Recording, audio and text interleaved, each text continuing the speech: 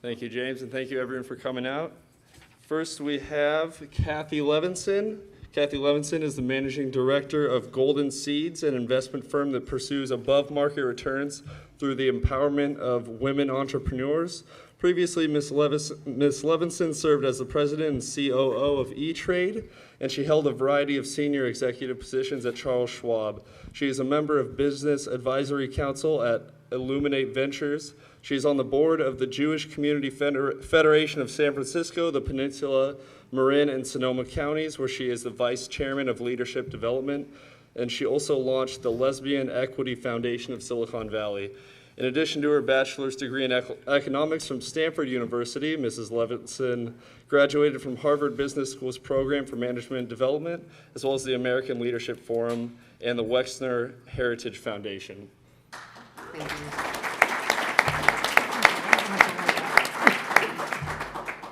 And next we have Amy Brown. Amy Brown is the Director of Agriculture and Environmental Management for the County of Santa Clara. Previously, she served as Campbell's City Manager, and for over 12 years, Amy worked for the City and County of San Francisco, and in her last year there, she served as the Acting City Administrator. Prior to that, Ms. Brown worked in San Francisco as a Deputy City Administrator, Director of Real Estate, and as a Deputy City Attorney. And she also held a private legal practice in San Francisco for several years. Amy is a board member of Women Leading Government, as well as a member of San Francisco Planning and Urban Research Association, the State Humane Association of California, and the California Animal Control Directors Association. She holds bachelor's degrees in journalism and political science from the University of Kansas, and a law degree from the University of California, Hastings.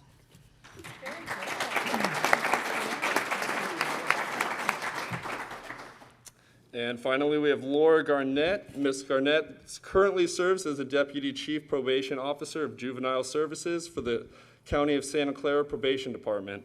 Ms. Garnett previously served as the Director of Juvenile Probation, Juvenile Hall, and Adult Probation in Santa Cruz County. Ms. Garnett serves as a national consultant and trainer on issues ranging from expedited court processes, risk-based detention strategies, jail population reduction tools, strength-based family-focused service delivery, and serving LGBT youth in the juvenile justice system.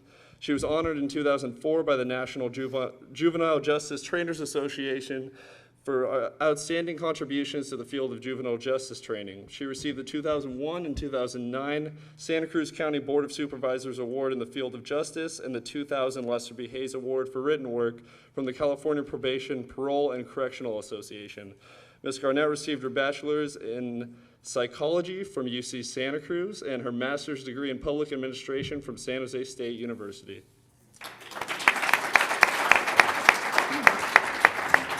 And next, I'll pass it off to our moderator for the night, Santa Clara County Board Supervisor, Cindy Chavez. Well, good evening, everyone. Oh, no, don't play with that one. All right, I'm ready to go. So first of all, I want to thank all of you for being here for this inaugural event. And I think it just speaks so highly to this new nonprofit that the way you're starting is with women leading the way, even though a guy founded it. So, sharing, it's awesome.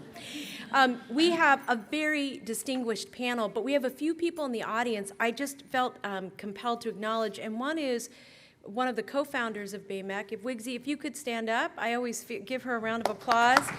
Wigsy Sibbertson, and for those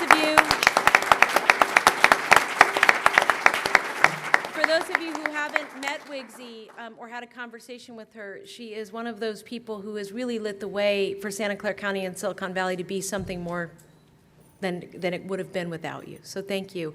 Her co-founder, who will be speaking later, Ken Yeager, who's a supervisor, formerly on the San Jose City Council, and the reason we're all getting healthier at Santa Clara County, and I hate you for it. I'm so glad you're here.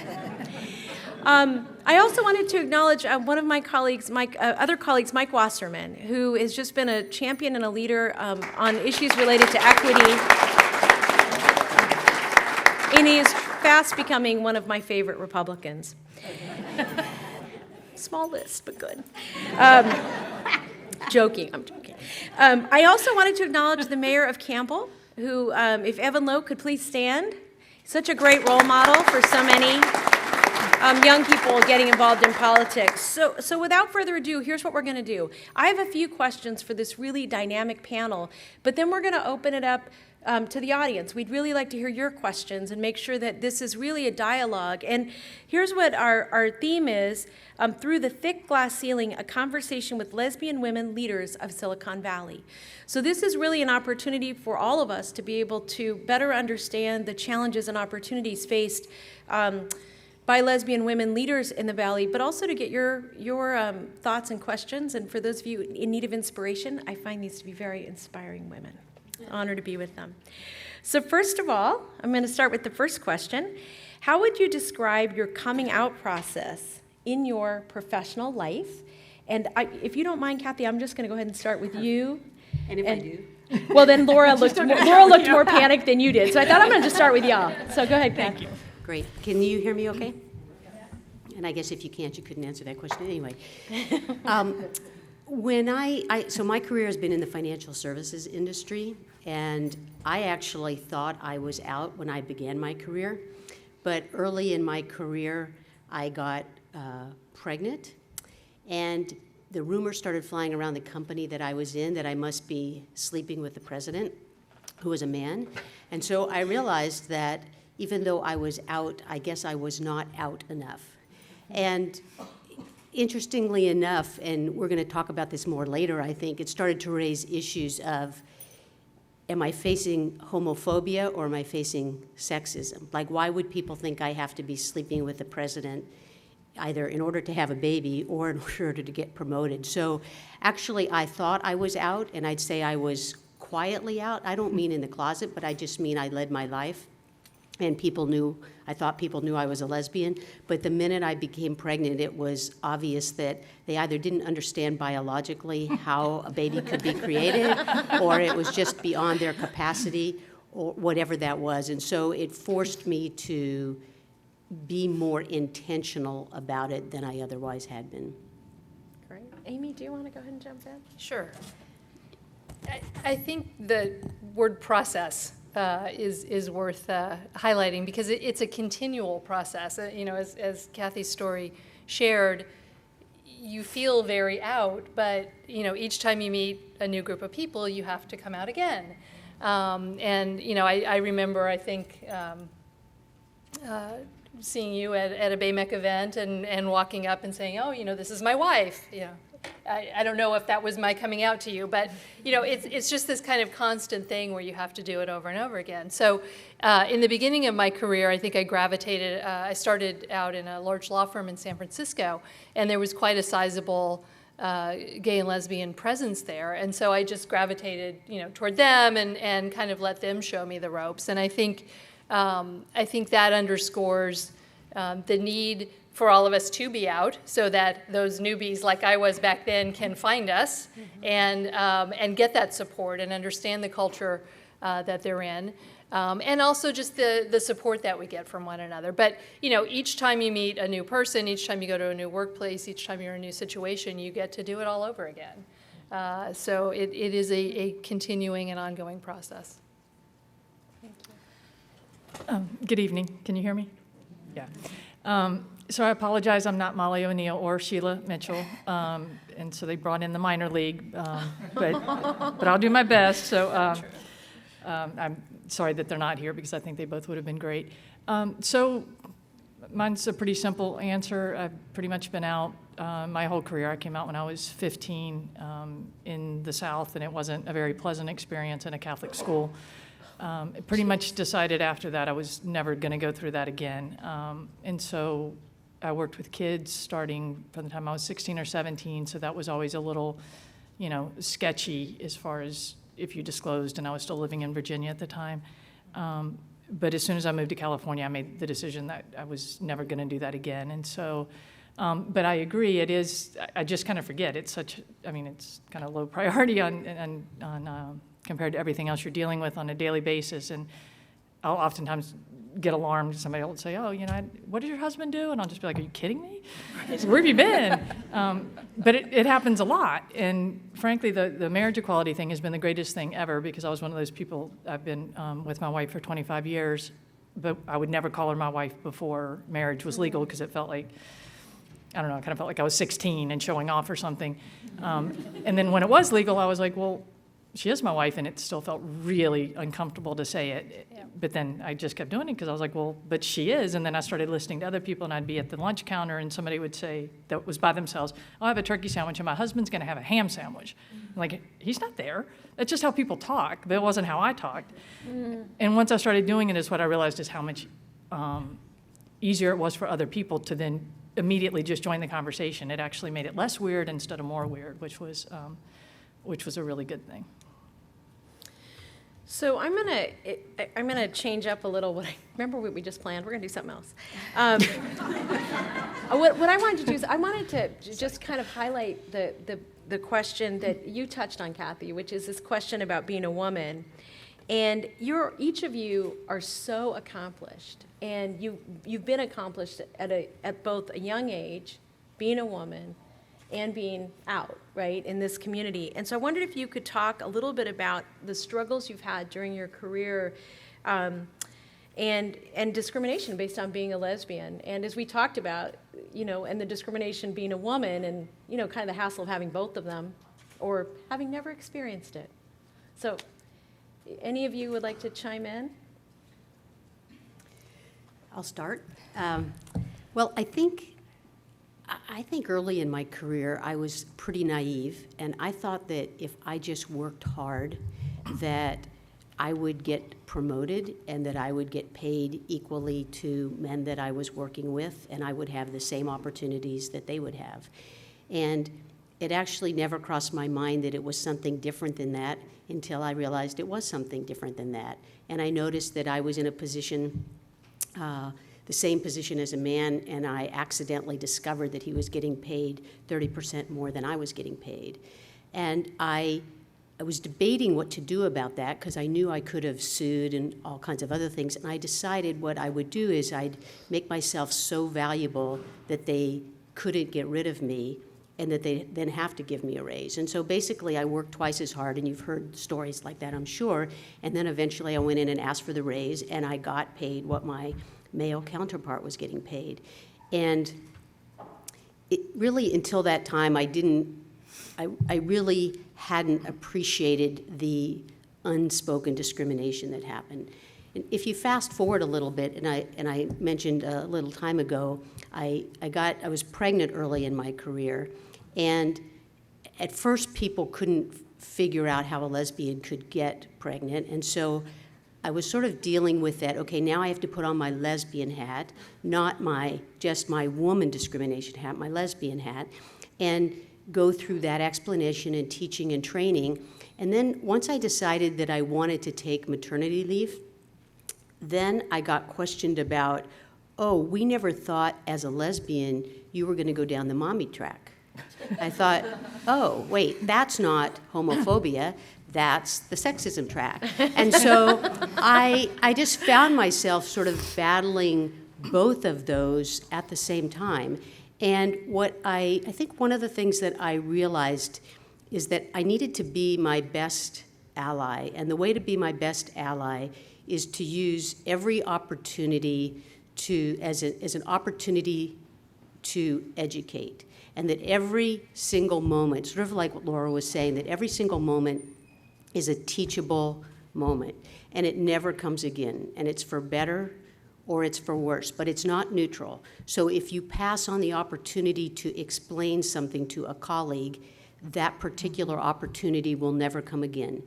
And I presumed best intentions, whether they were deserved or not, and then would pull people aside and do a little educational training, and whether that was on what it's like to be a woman when there are all these sexist comments flying around at the water fountain, or jokes or sexual harassment, or what it's like to be a lesbian when people talk about you can bring your spouse to something, and at the time we couldn't have spouses.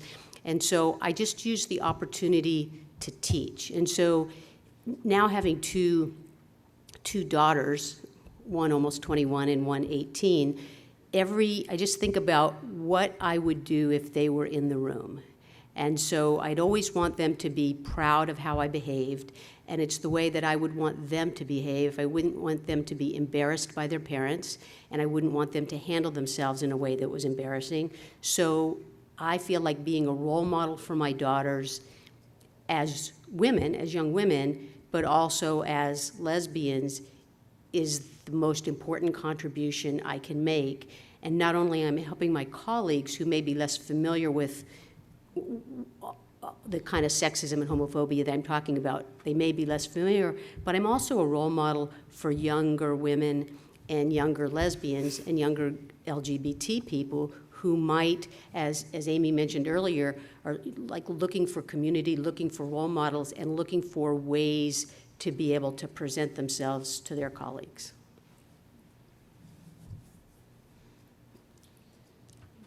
That's great. There's a lot in there. So I think, as I was thinking about being on this panel, I feel like I've been remarkably lucky and fortunate in my career. And I can't recall a lot of specific instances where I felt like, there was homophobia directed at me or even sexism, although interestingly enough, probably more sexism. And very much so, many of my professional mentors have been men, have been straight men. And so I would certainly not discount those relationships. But I certainly think there were instances where there was almost the institutional discrimination against women. I mean, and this is a little bit, I'm going to contradict myself, I think, because I think it helped my career to be willing to work twice as hard and to be the one who would take on more and who would stay late and who wouldn't go in and say, darn it, if I'm doing this, I want a raise. So there are ways in which I think that was a real benefit ultimately. But at the same time, I also think about it and I think that's being kind of a typical woman. It's not sticking up for yourself. It's not doing, I haven't read the book, but I think it's the idea of the Lean In book. I leaned in the sense of taking the opportunities, but I didn't really stick up for myself. I didn't go in and say, when I was a department head and took on additional duties, basically a full second job as deputy city administrator and got 0 raise, I didn't say, would you do that to a man? And maybe they would have. It was a tough economic time at that point. But so it is kind of a constant thing. I mean, I don't think there are too many specific instances that I can say I felt subject to discrimination based on sexual orientation. I recall when I was still in private legal practice and getting some pressure to start developing clients because I was getting close to partnership, having a woman partner who was a real professional mentor, and I'm sure is very equality-minded. And I said to her, how do I deal with coming out with clients? I'm a little worried about that. And she said, well, why would you ever need to? And I thought, oh my God, this is a woman who regales you with stories about her husband and her kids, but in an appropriate way that develops relationships and loyalty, with those clients, so that they feel like, well, of course we're going to hire her for our business. She's a friend. She's almost like family. So for her to say, well, why would you ever need to? Why would you need to bring that up? Was kind of shocking. But that's really the only specific instance where I really felt like this person doesn't get it because of being a lesbian. I'm rambling. I'm going to stop. No, that's Let Laura great. say something. We want you to ramble. Okay, go ahead, Laura. I think my experience has been a little bit different because I work in a law enforcement capacity, and I worked at the police department in Santa Cruz for 5 years. I was assigned there and was in the Bay with the detectives. And I mean, it's really hard to dice out what's sexism and what's homophobia. But probably the biggest thing, and it still actually happens kind of more than it should, where men will feel really comfortable, especially 25-year-old kind of newer professionals will try to align in that way. Like, don't you think she's hot? Don't you, and I'm thinking, no, I think she looks 15, and that's creepy. and I'm a woman, and that's insulting to me in every way possible. But that does still happen where it's kind of like, okay, that's how we're going to bond. It's almost like, okay, I don't quite know what to do with you, so I'm going to treat you like a man, and then you don't respond well to that. Now I don't quite, like, I'm not going to treat you like a mother. I'm not going to treat you like a sex symbol. I don't know quite how to interact with you. And but then with time, that, it always gets better. I mean, it just takes the time and the staying power. But I definitely find that's kind of the default for people when they're uncomfortable sometimes. And then I'll just tell you something that was just kind of funny. So when I was starting here 3 years ago with Santa Clara County, I was doing final negotiations on my contract, and I was leaving. It was somebody in a pretty high position of power, and as I was leaving, the person said, "I just want to let you know, I think everybody's going to be okay about how you are." And I was like, "Okay, cool." I got in the car, and I thought, a Democrat? A woman from Santa Cruz? I was like, oh my God, what are they going to be okay about? And then it took me my whole way home to figure out that's what they meant. And I was like, nobody cares about that. They really, I was totally I'm not worried about that at all. But it came up again when, it was like, okay, we want to put a bio out to the department before you start. I was like, do you want a personal bio? Do you want a not personal bio? I mean, do you want it both professional and personal? And then I just said, my preference is to put that in my bio because I don't want there to be any questions. There's 900 employees. I would really prefer for 900 people not to be talking and saying, do you know? Somebody told me, I don't care and I really don't, And so I was able to do that, and it's 100% fine all the time. I mean, I have, nothing but phenomenal support, so I don't have any, kind of ongoing issues. So if I can just tag off of that, I did the same. I had that same conversation, well, what do you want to say? Some people mention their spouses. Do you want to do that? And I said, absolutely. I want there to be no question. And I kind of felt like there probably wasn't, because I got some attention when I was Campbell's first woman and first gay or lesbian city manager, and Campbell was the gayest city in Silicon Valley for a time while I was there. By the way, now it's the county. We need to work on the elected side, I think, a little bit before. Agreed.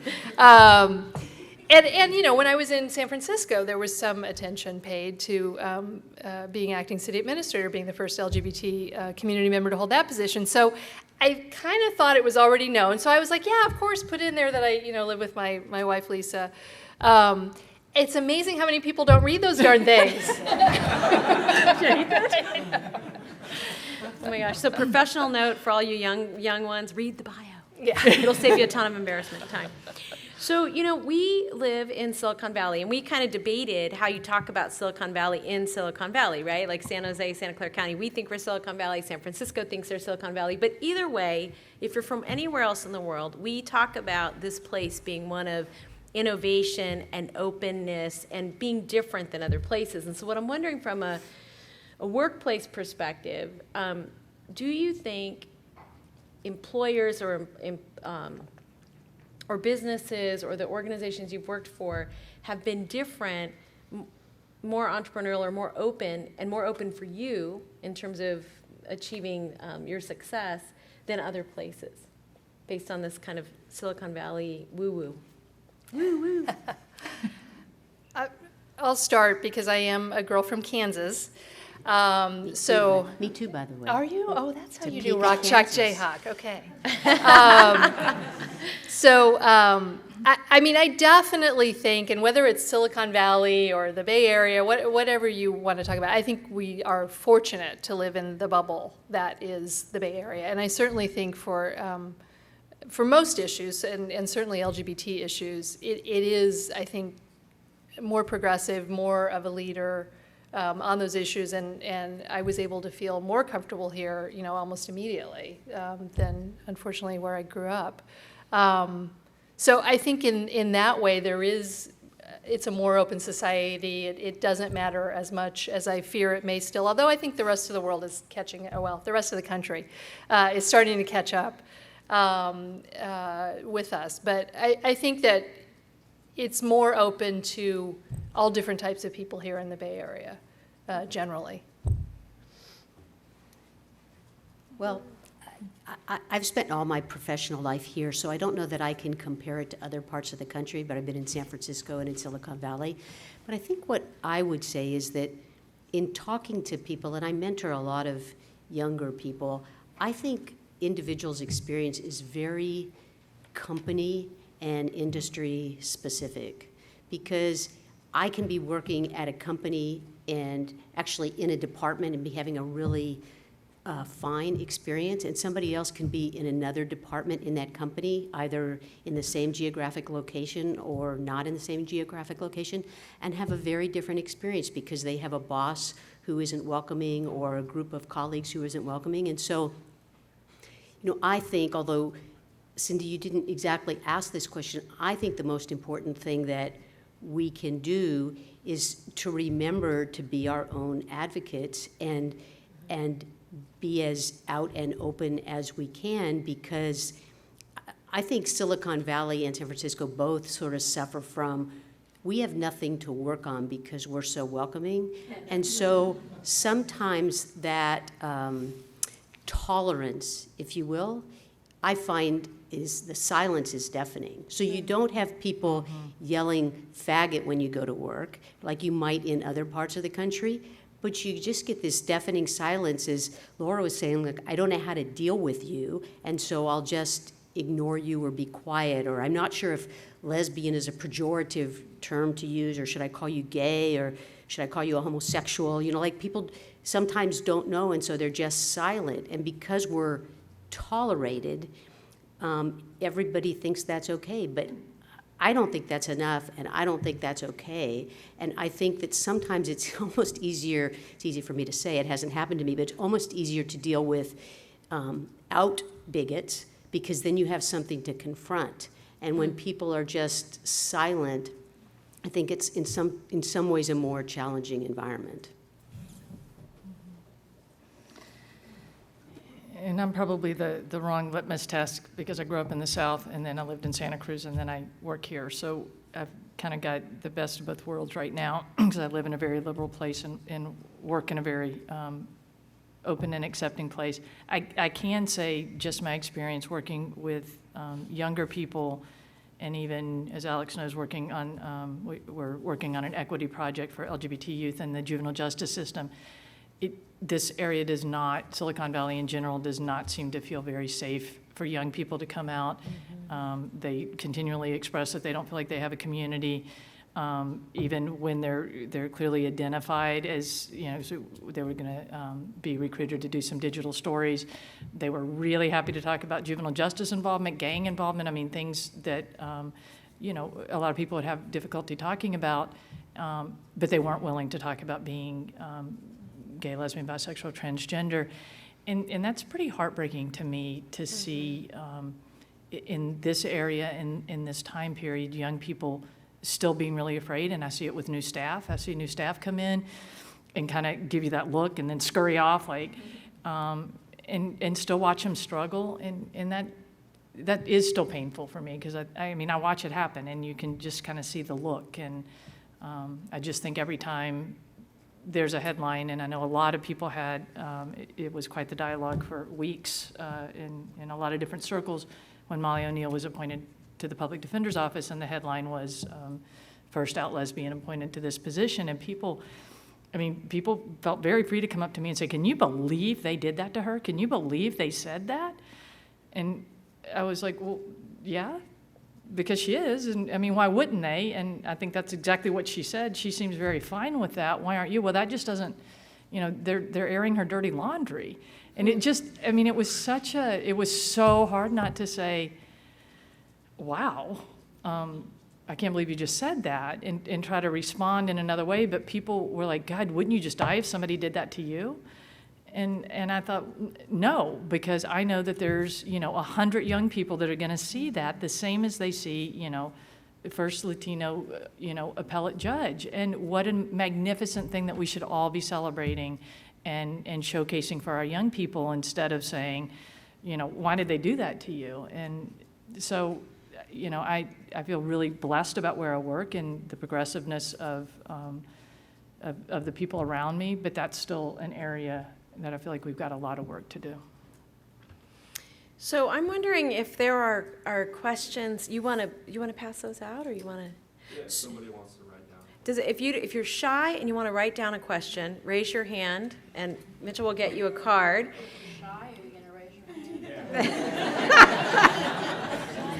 All right. I've got a lot of backseat MCs tonight. Here's Hold the way your to do it. seat. Here's the way to do it. You just say, the person behind me has a question. That's how a shy that's person right. does it. And, My and, friend. and then, and if you would like to just ask a question, why don't you go ahead and just stand up and as loud as you can, just say your question, and we'll. Hi, my name is Claudia Chauvin. I was listening to what you were saying about the silence, and I was wondering how you deal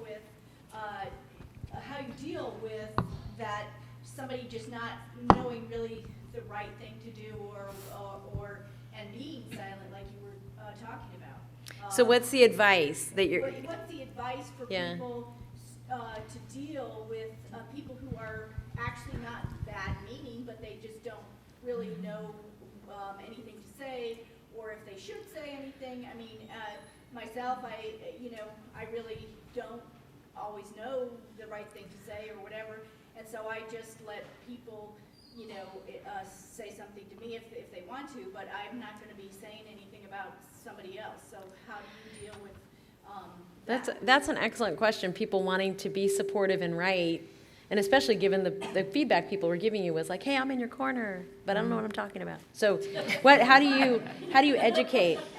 And what's the right way to do that?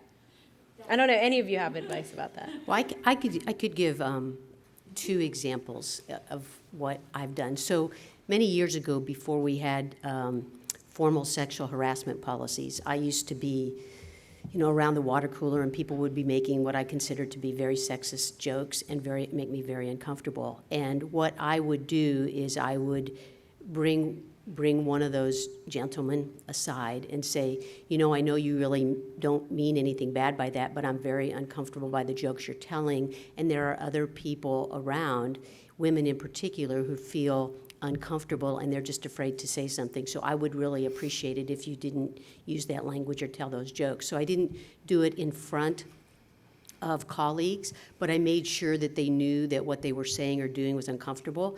And one time, I'll tell you this brief funny story. I found myself on an elevator with my boss, and he and I were friends, and he put his arm around me in the elevator, and I turned to him and I said, actually that's considered sexual harassment. So I think you should be, and I said that seriously because I was one of the few people who would say that to him, and it might be okay to do around me, but actually it's not okay without asking permission. And because we were in a hierarchical situation, it wasn't okay without asking permission. Mm-hmm. And so I wanted him to understand that. But I didn't want to call him out in front of people.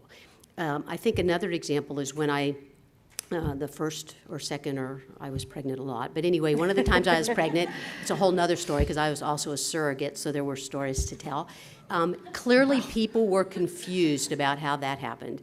And so I made it a point to explain how the child was created and how I got pregnant and what they were going to call me and what they were going to call the other mom, and where the sperm came from and how they were going to call that person. And so I used language to explain it to them because I wanted them to be able to answer all the other rumors. You were saying how 900 people didn't read the memo. And so I wanted them to have language so that when people said, "Oh, did you hear that?" they could say, "Actually, no, this is how it happened," and they would have language to be able to use. And so at first, I sort of felt like you, which is if nobody bothers me, I won't bother anybody else. But that wasn't really helping to create a more welcoming work environment. So I just took it upon myself to be an educator and also to be very intentional about language, the language I use and the language that they use, and help them see sometimes when they use language how they can be unintentionally offensive or exclude people, really when they don't necessarily mean to. I think it underscores, it's a different form of being out, that you took the time to explain, at a time when lesbian moms were not quite as common as they are now, how that happened. And it is that idea of, looking for those teachable moments, being out. I too have tried to make myself really embrace the word wife because it has such meaning. The words wife and husband have such meaning in our society. And Lisa and I got married in 2008 during that window that was open. And I didn't actually start, I use spouse pretty regularly and still use partner quite a bit, but I really tried to now start to make myself use that because it does convey such meaning, and it's another way that I feel like it's important to be out and to sort of educate and change the conversation with people who, may not have had that much experience, may not have understood what the big fuss was about for marriage equality. So I think it's kind of another example of that. So I feel like this happens frequently, and I feel like, unfortunately, it normally happens with staff that are, at a significantly lower level than I am in the organization, which makes it even more awkward because I don't want them to feel uncomfortable. And I can just see it. I mean, you can just see when somebody's kind of like wiggling and they kind of want to talk to you, but they feel uncomfortable, and I just talk to them the same way I would want them to talk to me, and it usually dissipates immediately. And again, use words that then they can use, and I just feel like the whole marriage thing has made all the difference in the world because people kind of choke when they say partner unless they're used to saying it. Yeah. And then people, then when I worked at the police department, everybody's like, they thought it was like my partner at work, or then I was going to law school and they thought I was like a law partner, and it just gets very confusing. So I just think for me, just being really matter-of-fact about it, and then the whole baby thing is the same thing. We have 2 children, and that just, some people would ask, most people would just kind of look incredulous, and I'd be like, go ahead, it's okay. And then that opened a dialogue. It was a big equalizer. Then you start talking about diapers and teething, and, it's an equalizer. Very humbling. Yes. Being a parent. Yes. Yeah, my son fired me once. Different panel. One thing I would just comment on, the theme I'm getting from you is that in many respects, your role as leaders, as women, as lesbians, has really been about educating people around you, and that we're still in a big trajectory of education. And so it's neat to hear your stories and the times you've taken with people. That's really impactful and beautiful. Other questions or comments that people have? Yes. So Amy, you had mentioned that you felt you came up with a question how to come out to clients, and you had a friend that said, why would you do that?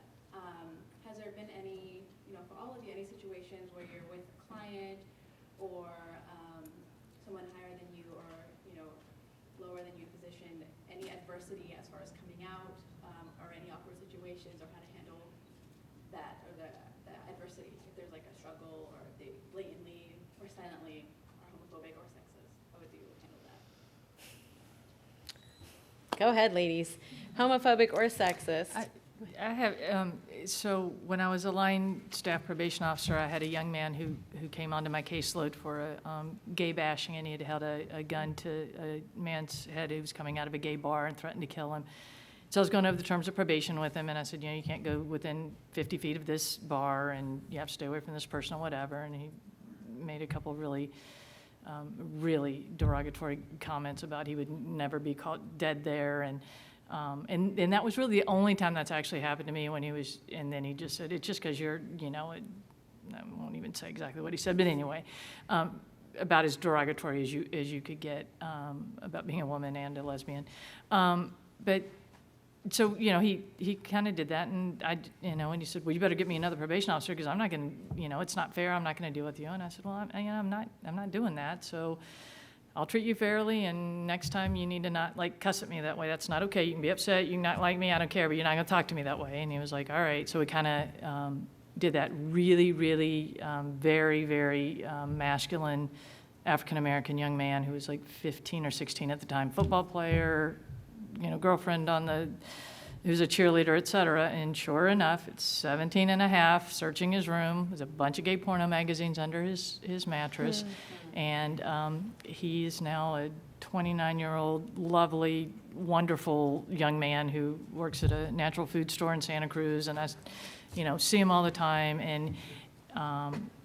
And he says that it made such a difference that you didn't back down, you didn't apologize, you didn't immediately say oh, well, of course I don't have the right to supervise you.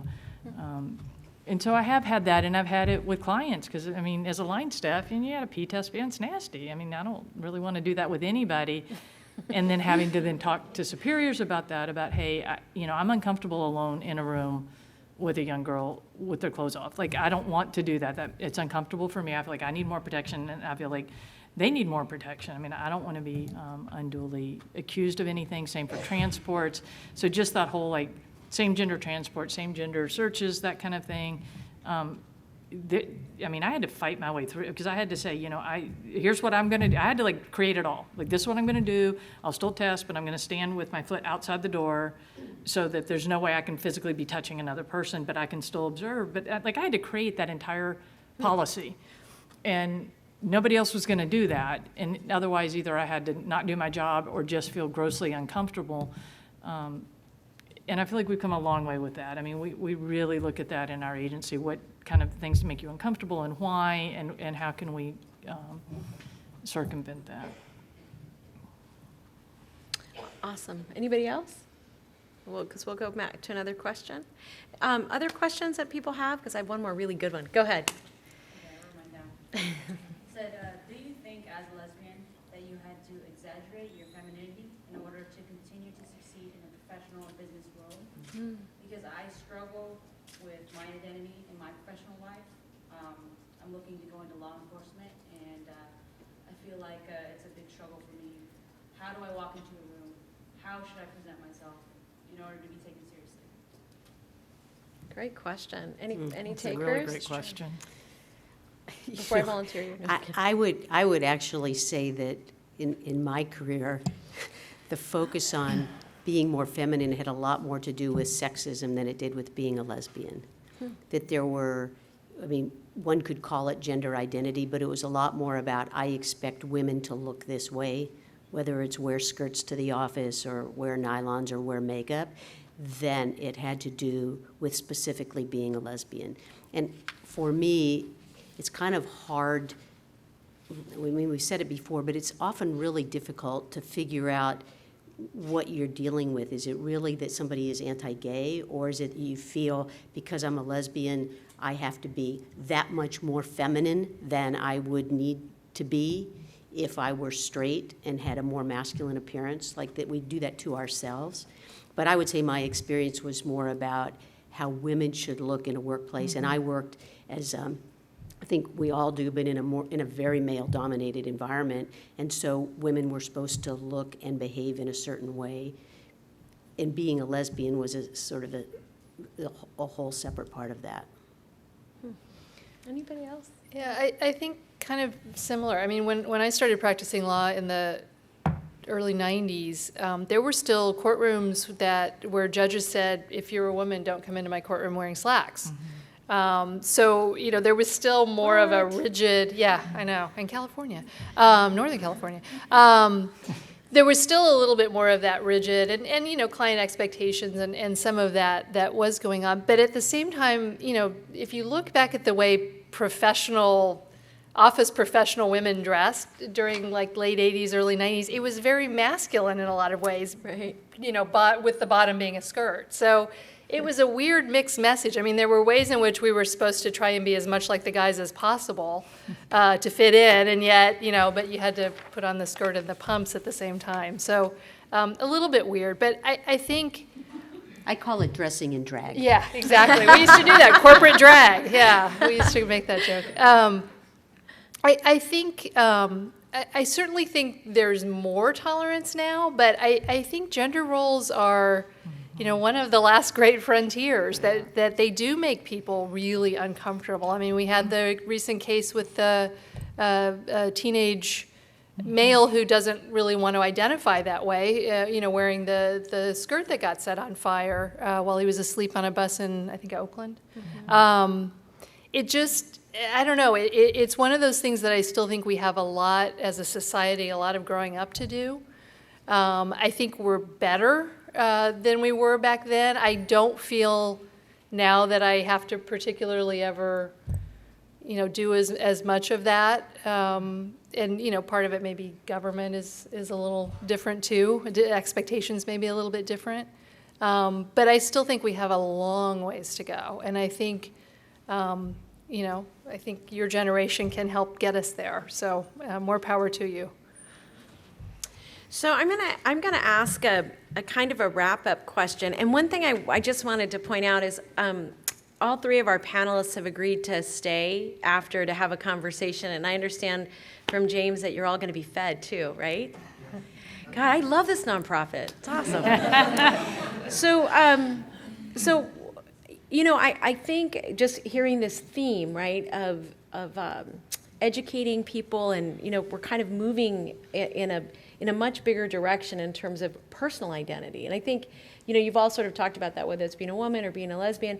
And I'm wondering if you have one piece of advice, like one thing you would just say, especially to the younger people here, what would that piece of advice be to help them be successful? And in some ways, we've kind of concentrated today on your professional lives, like being successful in your business or your nonprofit or government. But I think some of that is pretty aligned with just being successful and happy and kind of comfortable in your own skin. So all of you, and not to put anybody on the spot about who to start, but just your best piece of advice about how to go forth and be you. I'll start. I think, certainly it's a lot easier to do that at my age than it was probably in my 20s, just being comfortable in your own skin. But, I think my piece of advice would be find things that make you feel good. Do things that make you happy and that you feel like you're getting rewarded out of it, and then keep doing them. Evan Lowe, I'm going to pick on Evan, who I worked with, is just this fantastic, enthusiastic, tireless community leader. And it was very inspiring to work with him. And it's clear that he really loves doing what he's doing. And that's just wonderful to see. And it's infectious, and it inspires other people to do the same thing. But most importantly, it'll keep feeding you and allow you to keep going and keep making the world a better place, one little ripple at a time. So find what it is that makes you happy, and then just keep doing it. So I think this is really personal for each person. But for me, the only thing that's ever worked is just to be 100% myself and unapologetic about that. I think, as a young professional in my 20s, I was pretty satisfied if you just weren't mean to me, and you would have lunch with me, or and I thought I was grateful for that. And I think back, and it's just the advantage of aging and kind of seeing I have nothing to apologize for, and kind of coming to grips with that, because people sense that really, really quickly. If you're not okay with yourself, they really sense it. And I feel like when people are trying, and I know, and I'm not at all, this is such a personal decision for people about being out or not being out.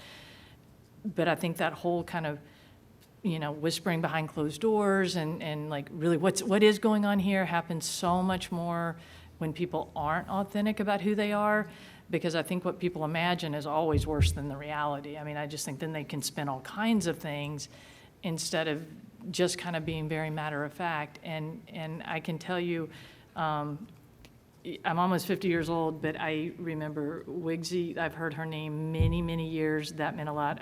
When Supervisor Yeager was elected, I remember that. I'm friends with John Laird when he was, and he was the first openly gay mayor in Santa Cruz for years. Those kinds of people changed my life. They absolutely changed. People that I never even met, but it was just, it was okay, they don't seem weird. And I'm not weird, and I know I'm not weird, but, that's just, you get a lot of those messages, and I think the more you're just kind of I'm okay, and if you get to know me, you're going to see that, and if you don't get to know me, then you don't get to know me. But that gets to be your decision, not my decision. And I've got a lot of friends that are that are police officers, and a lot at really high levels, and I've seen them do some phenomenal things. Had their coworkers put, really awful things in their lockers or signs or stuff.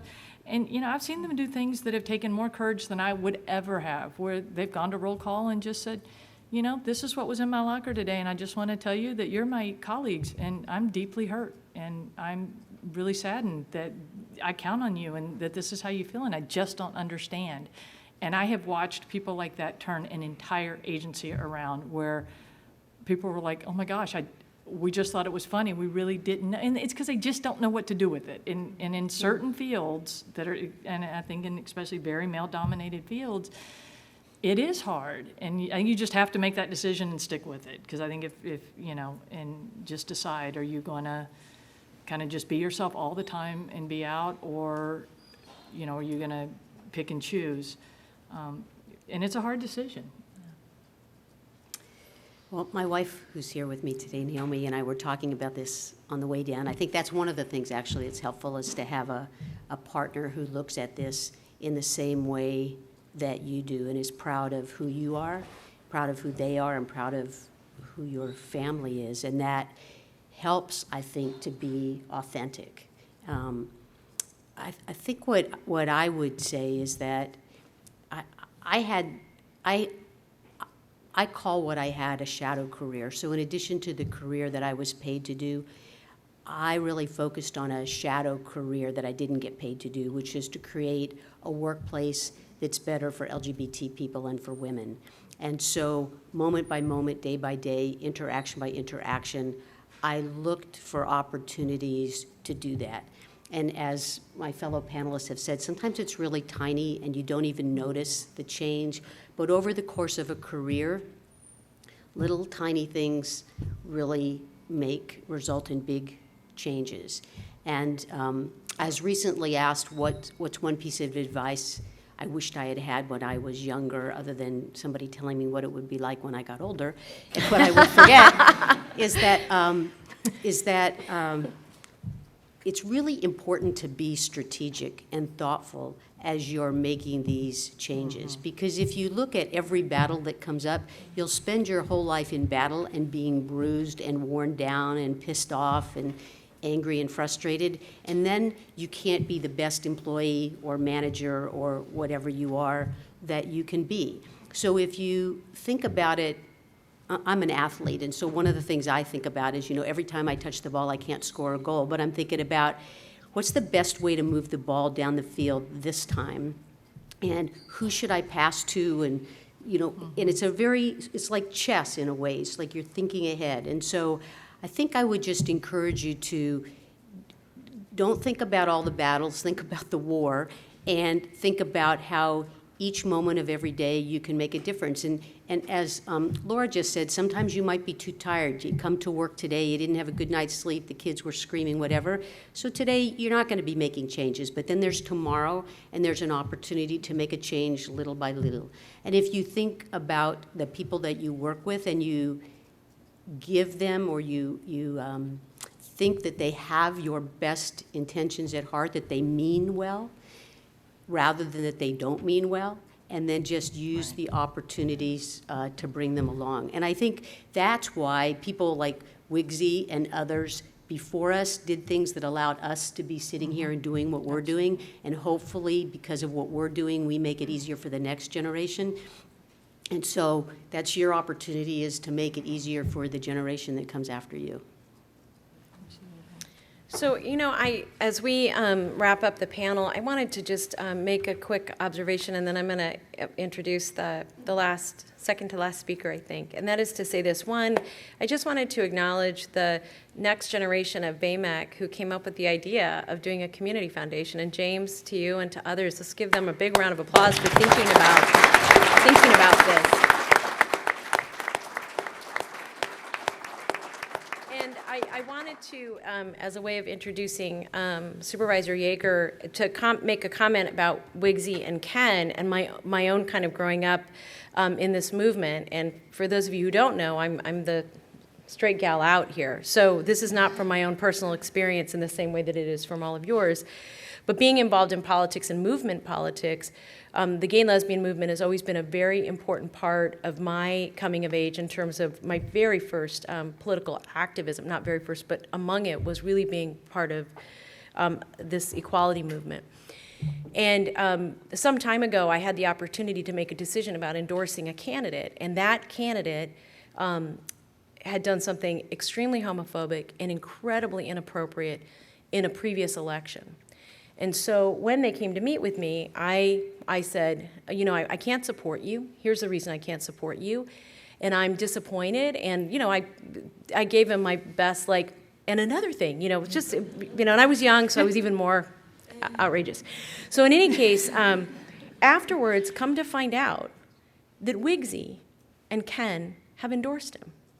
And I went to them and I said, why? Like, why would you do that? And both of them had the same feedback from me, which is our movement is about educating people. And if we don't take the opportunity to change the way people think, when will it happen? And so what I wanted to just acknowledge for each of you is that your leadership has changed. You'll never know how many people who've worked for you or read your names in the paper who've been really excited by what you've done. And that this movement is really about, it's personal, it's collective, but it is really about changing hearts and minds. And at least in my lifetime, I've started to see that. And with glorious leaders like you, I completely understand why. So let's give our panel a big round of applause.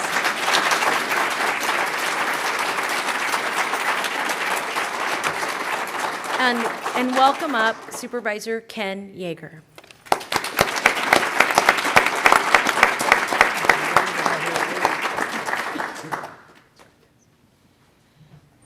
Well, thank you, Cindy, and thank all of you for being out here this evening. It is the BAYMEC Community Foundation first event, as you probably know, and everybody that's involved with the foundation really wanted to make this night very special, and I think with our panelists, we have certainly proved that. You know, it's wonderful that the BAYMEC is starting this foundation. Wigsy and I, for decades, had always talked about doing a foundation of some sort, but it seemed like we were in so many political battles, one after another, that we didn't really have the time or energy to do that. So it's really nice, and it's great that companies like PG&E are willing to support it. I just wanted to just sort of briefly say that one of the reasons why I wanted to get involved in electoral politics at the city and then the county was that I always thought the best way to send a signal to the top government leaders is when the citizens of that area would elect an openly gay person to office.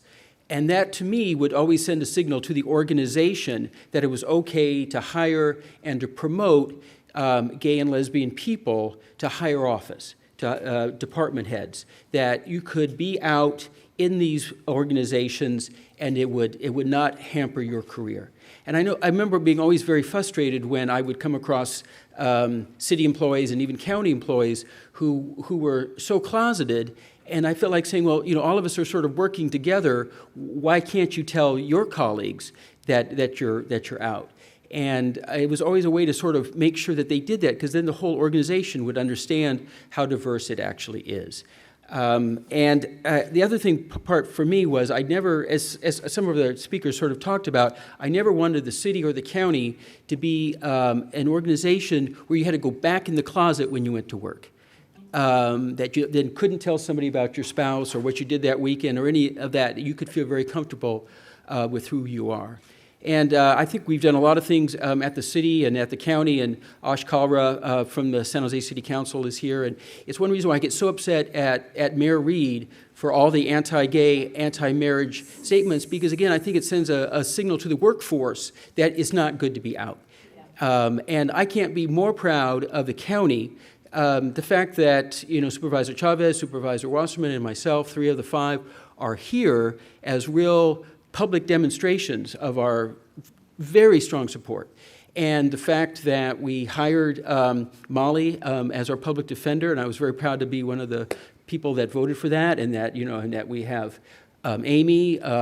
It's too bad that Sheila couldn't be here. And any number of really very high-powered people in office. And I think it just sends a great signal that the county is a great place to work, and that you could be out, you can be yourself, and be promoted and be directors. So with that, we're going to conclude the evening, and we have great food, and our panelists, as was mentioned, are willing to stick around if you have any particular questions or if you want to talk to them personally. Thanks for coming.